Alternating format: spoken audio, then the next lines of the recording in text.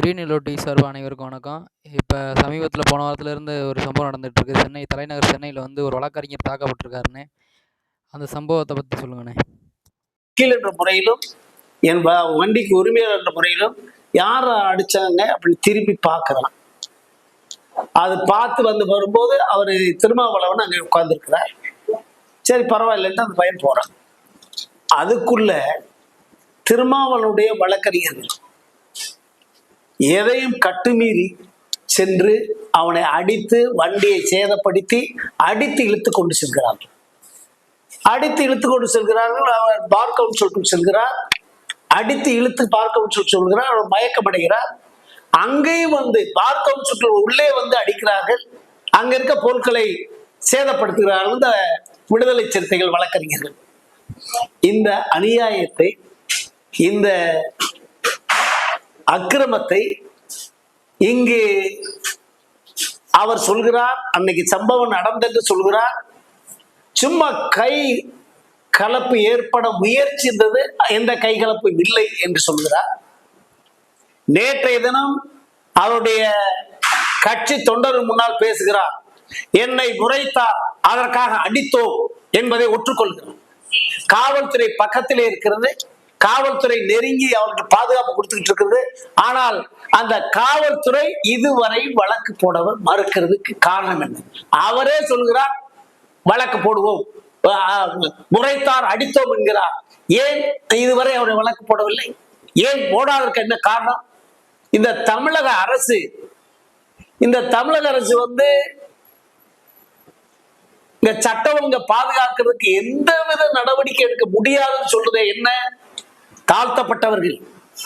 தாழ்த்தப்பட்டவர்கள் எது செய்தாலும் ஒற்றுக்கொள்ள வேண்டும் என்று சட்டமா? அதை காவல்துறை, தமிழக அரசு பார்த்து கொண்டிருப்பதை மக்கள் பார்த்து கொண்டிருக்கிறார்கள். விரைவிலே தேர்தலே மரணடி கொடுப்பார்கள் என்பதை மறந்துவிடக் கூடாது. சரி, திராவிட முன்னேற்ற கழகம், அவருடைய கூட்டணியில் இருக்கின்ற கட்சிகள் அவங்க இஷ்டத்துக்கெல்லாம் செய்வாங்க. அதுக்கெல்லாம் வந்து பயந்துட்டு போதா? திமுக ஆட்சி அவர்களுக்கு பயப்படுகிறதா? இல்லை இதை தட்டி கேட்க அவர்களுக்கு திராணி இல்லையா என்ற கேள்வி மக்கள் மத்தியிலே நடந்து. அந்த அடிப்படையில திமுக வந்து இதுவரைக்கும் அவர் வழக்கு போடாததற்கு தமிழ்நாடு பாண்டிச்சேரி அனைத்து பகுதியிலும் அவர்களுக்கு கண்டனம் தெரிவித்து வருகிறார்கள். இதுவரை வழக்கு போடவில்லை. அவரே சொல்கிறார் முறைத்தார் அடித்தோம் என்று சொல்கிறார். அவரே ஒற்றுக்கொள்கிறார். ஆனால் ஒத்துக்கொண்ட பின்பும் இதில் வழக்கு போடாது இந்த காவல்துறை, அதாவது தமிழக காவல்துறை, தமிழக அரசு மெத்தனத்தை காட்டுவது, அதற்கு வருங்காலத்திலே மக்கள் சரியான பதிலை சொல்வார்கள் என்பதை தெரிவித்துக் கொள்கிறேன். அது மட்டுமல்ல, ஒரு கட்சியுடைய தலைவர் திருமாவளவன், கட்சியுடைய தலைவர், 2 முறை பாராளுமன்ற உறுப்பினர், கண்ணியம் பாராளுமன்றத்திலும் சட்டமன்றத்திலும் எப்படி இருக்க வேண்டும், ஒரு பாராளுமன்ற உறுப்பினர் எப்படி இருக்க வேண்டும், ஒரு சட்டமன்ற உறுப்பினர் எப்படி இருக்க வேண்டும் என்பதற்கு எடுத்துக்காட்டாக ஒரு தலைவராகவே இருக்கிறார். ஆனால் தலைவர் இருந்து கொண்டு அந்த சம்பவத்திலே ராஜீவ் காந்தி இடிக்கிறார். அந்த சம்பவத்தில் இருந்து கொண்டு அவர் மீது வழக்கு, அவரை முறைத்தார் அடித்தோம் என்று சொல்வது எந்த விதத்தில் நியாயம்? ஒரு தலைவர், ஒரு கட்சியினுடைய தலைவராக இருக்கிறவர்கள் அந்த இடத்தில் பிரச்சனை வருவதை தடுப்பவன் தான் தலைவனாக இருக்க முடியுமே தவிர அதை தூண்டி விடுவன் தலைவனாக இருக்க முடியாது. அது மட்டும் இல்ல, அன்னைக்கு வந்து அந்த பசங்களை வந்து ஒரு தலைவனாக இருந்தவரு கீழே இறங்கி வந்து அதை நிறுத்த, ஆனா அது வந்து அதை நியாயப்படுத்துகிறார். அடித்தோம் என்பதை ஒத்துக்கொள்கிறார். அதை நியாயப்படுத்துகிற தமிழக அரசு நடைபெறுகிறது. இது ஒரு காலம் இந்த மக்களுடைய இது ஒரு காலம் சரியா வராது. அதாவது 2 முறை பாராளுமன்ற உறுப்பினராக இருந்தவர், ஒரு கட்சி தலைவராக இருப்பவர், இது சட்டத்திற்கு அப்பாற்பட்டு சட்டத்தை எதிர்க்கின்றவராக, சட்டத்தை முறியடிப்பவர்களாக, அதனால்தான் அவர்கள் சொல்கிறார்கள் அத்துமீறு அடங்கமறு. என்னையாது என்ன? பேரறிஞர் அண்ணா சொல்லியிருக்கிறார். அவரும் ஒரு கட்சி தலைவர். கடமை, கண்ணியம், கட்டுப்பாடு என்று சொல்கிறார். ஆனால் திருமாவளவன் என்ன சொல்கிறார்? அத்துமீறு அடக்கமறு. என்னையாது? ஜனநாயகதாடா? இது என்ன பாகிஸ்தானையா? என்னையாது? இதுக்கு என்ன இந்த தமிழக அரசு கேட்காதா? மக்களின் சாபம் இந்த திராவிட முன்னேற்ற கழகத்தை கேள்வி கேட்கும் என்பதை மறந்துவிடக் கூடாது என்பதை எச்சரிக்கிறேன். வழக்கு தொடர வேண்டும். என்னை பொறுத்தவரை திருமாவளவன் மீது வழக்கு தொடர வேண்டும், வழக்கறிஞர் மீது வழக்கு தொடர வேண்டும் என்று அகில இந்திய ஃபார்வர்ட் பிளாக் தீர்க்கமாக முடிவெடுத்திருக்கிறது என்று தெரிவித்துக் கொள்கிறேன். நீங்க ஒரு வழக்கறிஞர்ன்றதுனால அந்த கேள்வியை கேக்குறீங்க. இப்ப இப்போ ஒரு சின்ன ஒரு வாடகை பிரச்சனை, ஒரு வழக்கறிஞர் வந்து ஒரு வீட்டுல குடியிருக்கிறாரு, அவர் வீட்டுல ஒரு வாடகை பிரச்சனை ஒரு கம்ப்ளைண்ட் பண்ணா கூட பார்க் கவுன்சில் நடவடிக்கை எடுக்குது அவங்க மேல, வழக்கறிஞர் மேல. ஆனா இப்போ ஒரு பார்க் கவுன்சில் முன்னாடியே அந்த பிரச்சனை நடந்திருக்கு, பார்க் கவுன்சிலுக்குள்ள ஓடி இருக்காரு காப்பாத்துங்கன்னு, அவ்வளவு பெரிய பிரச்சனையும் பார்த்துட்டு இருக்கு. ஆனா பார்க் கவுன்சில் வந்து எந்த ஒரு அறிவிப்போ எதுவுமே வந்த மாதிரி தெரியலைங்க. வழக்கறிஞர்கள் பூரா உசிலம்பட்டி, ராமநாதபுரம், நம்ம திருநெல்வேலி, மதுரை, இப்படி திண்டுக்கல், இப்படி எல்லா பகுதியிலுமே போராட்டம் இப்பதான் ஆரம்பிச்சிருக்காங்க. ஆனா பார்க் கவுன்சிலோ நடவடிக்கை எடுக்கல. கோர்ட்ல இருந்தும் ஒரு பொதுநல வழக்கு மாதிரி அவங்களே எடுத்து சில வழக்குகளை நடத்துறாங்க.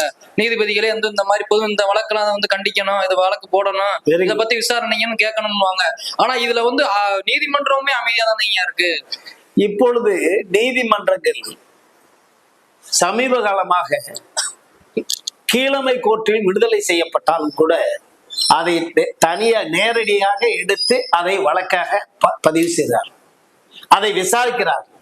ஆனால் இது பார் கவுன்சிலுக்குள் நடக்குது, உயர் நீதிமன்றத்துக்குள் வளாகத்துக்குள்ள நடக்குது.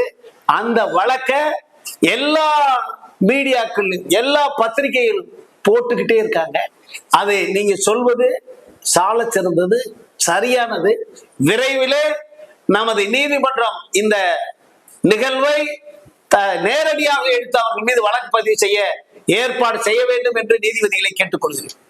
இப்ப தேவர் ஜெயந்தி வந்துகிட்டு இருக்கீங்க. இன்னும் ஒரு 10 நாளுக்குள்ள நமக்கு தேவர் ஜெயந்தி விழாலாம் தொடங்கிடும். இப்ப தேவர் ஜெயந்திக்கு வந்து இப்ப அரசு வந்து ஒவ்வொரு வருஷமும் கடுமையான கட்டுப்பாடுகளை விதிக்குது. நம்ம ஒரு சில கிராமங்கள்ல பாத்தீங்கன்னா ரேடியோ போடக்கூடாதுன்பாங்க, ஒரு சில கிராமங்கள்ல பார்த்தா நீங்க பிளக்ஸ் வைக்க கூடாது. அதை காட்டிலேயே எதுக்கெடுத்தாலும் பாதுகாவலா வர கம்யூனிஸ்ட் கட்சியை, ஏழை எளிய மக்களுக்காகவே உருவாக்கப்பட்ட கட்சி பாதி சொல்லிக் கொண்டிருக்கின்ற கம்யூனிஸ்ட் கட்சியை ஒரு வழக்கறிஞர் தாக்கப்படுகிறார். இந்த வழக்கறிஞர் கண்ணு முன்னாடி கம்யூனிஸ்ட் வழக்கறிஞர்களும் அங்கு இருக்கிறார்கள், காவல்துறையும் இருக்கிறார்கள். இதுவரை ஒரு வார்த்தை கூட கம்யூனிஸ்ட் தலைவர்கள் சொல்லவில்லை என்பது வெக்கம். இப்ப திமுக அரசு பாத்தீங்கன்னா தொடர்ச்சியா வந்து நாங்க ஜாதி பேரெல்லாம் ஒழிக்கணும்ன்றாங்க. இப்ப உசிலம்பட்டி பகுதிகள், தேனி பகுதியில கூட கல்லர் பள்ளிகள்லாம் பேர் மாத்துறாங்க. ஆனா இதே திமுக அரசு என்ன பண்ணுதுன்னா கோயம்புத்தூர்ல வந்து ஜிடி நாயுடுன்னு சொல்லி பாலம் திறக்குது. அந்த பேர்ல இருக்க நாயுடு எடுத்து அவருக்கான அடையாளமே இல்லைன்னு சொல்லி சொல்றாங்க.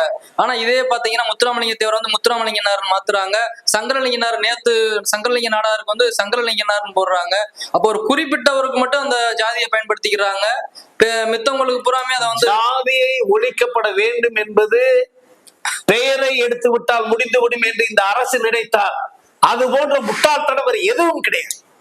ஒரு ஜாதியை மாற்றப்பட வேண்டும், அவனை படிப்படியாக ஒருத்தரை மாற்ற முயன்றால் தான் நடக்குமே ஒழிஞ்சு பெயரை எடுத்து விட்டால் ஜாதி முடிந்துவிடும், இந்த நாடே சீர்திருத்தால் சமூக நீதி காக்கப்படும் நினைச்சான்னு சொன்னா இந்த அரசுக்கு இந்த மக்களை பற்றி புரியவில்லை, மக்களை பற்றி தெரியவில்லை, மக்களுக்கு எதிராக செயல்படுகிறார்.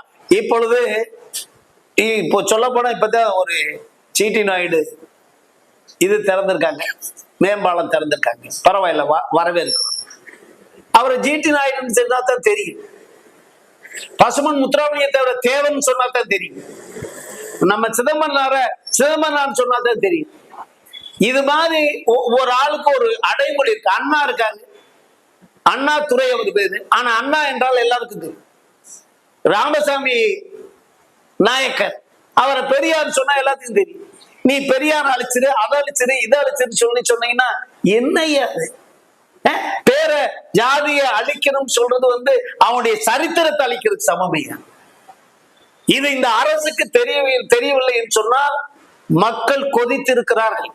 திராவிட முன்னேற்ற கழகத்தை கடந்த 27ஆம் தேதி கரூரில் நடந்த சம்பவம் முற்றிலும் திராவிட முன்னேற்ற கழகத்தால் நடந்தது. முன்னேற்ற கழக தலைவர்களால் உருவாக்கப்பட்டது. அந்த 41 பேர் மரணமடைந்திருக்கிறார்கள். அதற்கு எல்லாம் காரணம் திராவிட முன்னேற்ற கழகத்தில் சேர்ந்தவர்கள் என்பது எவராலும் மறுக்க முடியாது. இதெல்லாம் இது போன்று திருமாவளவன் அவர்கள் கூட்டணியில் இருக்கிறார், திராவிட முன்னேற்ற கழகத்துக்கு சேர்ந்தவர்கள் இருக்கிறார்கள். இவர்களே இப்படி செய்தால், ஆளுங்கட்சியே இப்படி செய்தால், அப்ப மக்களை காக்கின்ற அரசு, மக்களுக்காக இருக்கின்ற அரசு, மக்களுக்காக பாதுகாப்பா இருக்கின்ற அரசு இப்படி எல்லாம் செய்து கொண்டிருந்தால் மக்கள் அவர்களை நன்றாக 26 பார்ப்பார்கள் என்பதுதான் உண்மை. இப்ப நேற்று முன்தினம் வந்து நீங்க ஒரு கூட்டம் நடத்தினீங்க, மாநில பொதுக்குழு கூட்டம் நடத்தினீங்க. அந்த கூட்டத்துல வந்து எப்படி சொல்லியிருந்தீங்கன்னா, இந்த மாதிரி நாங்க ஒரு குழு அமைப்போம், அதுதான் கூட்டணியை முடிவு பண்ணணும்னீங்க. நீங்க ஏற்கனவே வந்து அதிமுக கூட்டணியில அங்க வச்சுக்கிட்டு வந்திருந்தீங்க தொடர்ச்சியா. இப்ப புதுசா இந்த அறிவிப்பு வந்ததுக்கு அப்புறம் நிறைய செய்தித்தாள்ல ஊழல் வந்துச்சு, அதிமுக கூட்டணியில இருந்து விலகலா அது மாதிரி வந்துச்சுங்க. அதோட உங்க நிலைப்பாடு என்னய்யா? அதாவது எங்க கட்சியில சட்டத்திட்டங்கள் இருக்கு, எங்களுக்கு ஒரு கான்ஸ்டியூஷன் இருக்கு, All India Forward Bloc constitution. அந்த கான்ஸ்டியூஷன்ல என்ன சொல்லுவதோ அதை நாங்க ஃபாலோ பண்ணிடுறோம். கடந்த முறை 2024 பார்லிமெண்ட் தேர்தலில் அனைத்து இந்திய அண்ணா திராவிட முன்னேற்ற கழகத்தோடு தான். ஏன்னா எங்களை யாரு மதிக்கிறார்களோ, எங்களுக்கு யாரு மரியாதை கொடுக்கிறார்களோ அவங்க கட்சியோடு கூட்டணி அமைக்கப்பட வேண்டும் என்று நாங்கள் முடிவெடுத்திருக்கிறோம். அதுல எந்த மாற்று கருத்து இல்லை. ஆனால் நாங்கள் இதுக்கு ஒரு கமிட்டி போட்டிருக்கிறோம். அந்த கமிட்டி இது ஒரு சப் கமிட்டி, அந்த சப் கமிட்டி முடிவெடுக்கும் என்று சொல்றோம். 15 நாள்ல முடிவெடுத்துள்ளோம். அந்த கவலையை படத்தேன். சரிங்க, எந்த சந்தேகம் உங்களுக்கு வரத்தேன். சரிங்க. இப்ப நிறைய தொகுதிகள் வந்து தமிழ்நாட்டிலேயே வந்து தனித்தொகுதியில் வந்து நிறைய காலமா மாற்றப்படாமே இருக்கு. அதுல நம்ம ஃபார்வர்ட் பிளாக் தொகுதியான சோழந்தான் தொகுதி ஒண்ணு. இப்ப இதெல்லாம் ஏன் இங்க தொடர்ச்சியா மாற்றப்படாம இருக்கு? அதாவது இந்த ரைட்ஸ் வந்து மத்திய அரசு எடுக்கிறாங்க, எலெக்ஷன் கமிஷன் எடுக்கிறாங்க. எலெக்ஷன் கமிஷன் எடுக்கிறாங்க. ஆனா அவங்க முடிவு எடுக்கிறதுக்கு தில் கிடையாது, எதிர்த்து பண்றதுக்கு தில் கிடையாது அவங்களுக்கு. தேர்தல் கமிஷனுக்கு சரி, மத்திய அரசுக்கும் சரி, அவங்களுக்கு தில் இல்லை. அதனுடைய காரணம் அதுதான். ஏன்னா சங்கரன்கோயில் எத்தனை வருடங்கள், வாசுதேவநல்லூர் எத்தனை வருடங்கள், மானாமதுரை, நிலக்கோட்டை எத்தனை ஆண்டுகள், மானாமதுரை இதெல்லாம் வந்து ரிசர்வ் தொகுதி. ரிசர்வ் தொகுதிகள் இருக்க வேண்டும் என்று அரசியல் சாசனத்திலே சொல்லப்பட்டது. சுழற்சி பண்ணணும், சுழற்சி பண்ண வேண்டும், சுழற்சி பண்ண வேண்டும். சாசனத்திலே, அரசியல் சாசனத்தில் இருக்கிறது மறுக்கவில்லை. ஆனால் ஒரே தொகுதியில் இருப்பது ஏற்றுக்கொள்ள முடியாது. சுழற்சி முறை கொண்டு வரத்தான் செய்ய வேண்டும் என்று கேட்டுக்கொள்கிறேன். நன்றிங்க.